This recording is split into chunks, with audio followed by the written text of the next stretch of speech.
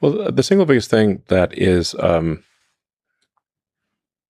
actually not mentioned in history books, but Durant does mention it, is the birth rate.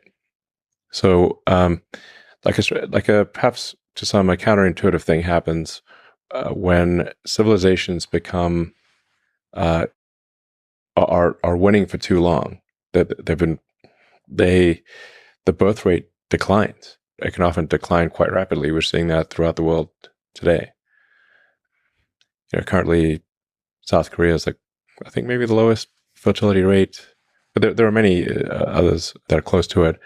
It's like 0.8, I think. If the birth rate doesn't decline further, South Korea will lose roughly 60% of its population. But every year that birth rate is dropping. And this is true through most of the world. I don't mean to single out South Korea. It's been happening throughout the world. So as soon as any given civilization reaches a level of prosperity, the birth rate drops. And now you can go and look at the same thing happening in ancient Rome. So Julius Caesar took note of this, I think, around 50-ish BC, and tried to pass, I don't know if he was successful, tried to pass a law to give an incentive for any Roman citizen that would have a third child.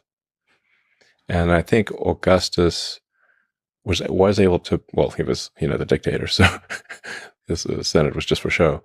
I think he did pass a tax incentive for Roman citizens to have a third child, but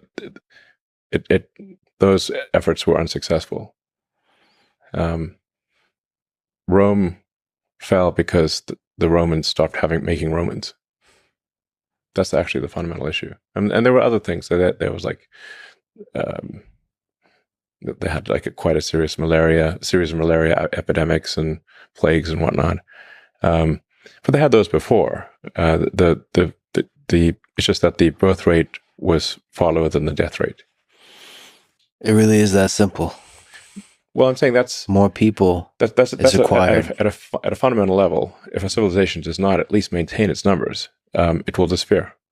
So perhaps the amount of compute that the biological computer allocates to sex is justified.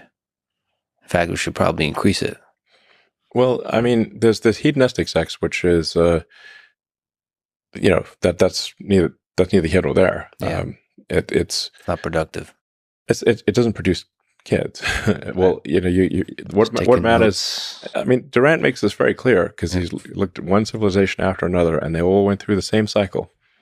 When the civilization was under stress, the birth rate was high. But as soon as there were no external enemies, or they had a extended period of prosperity, the birth rate inevitably dropped every time.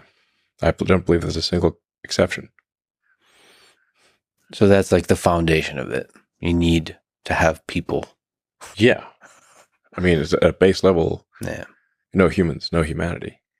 And then there's other things like, human freedoms and just giving people the freedom to build stuff. Yeah, absolutely.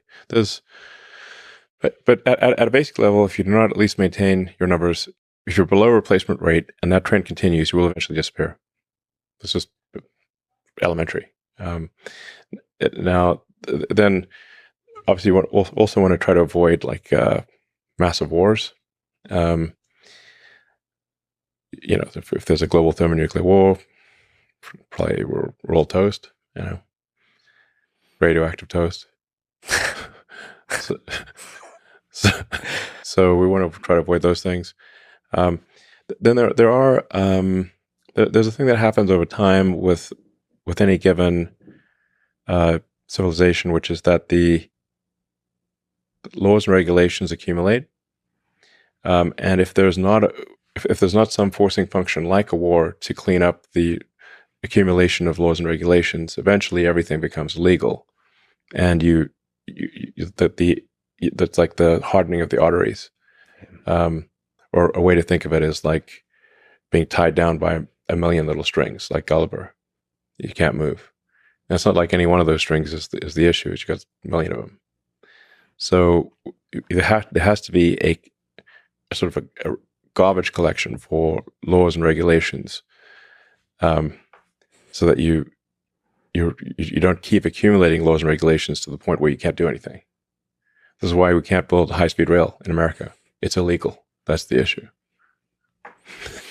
It's illegal 6 ways to Sunday to build high-speed rail in America.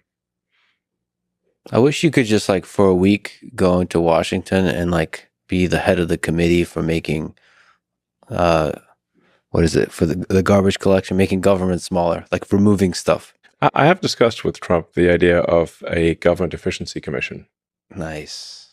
Yeah. And I would be willing to be part of that commission. I wonder how hard that is. The antibody reaction would be very strong. Yes. Yeah. So you really have to, you're attacking the Matrix at that point. The Matrix will fight back.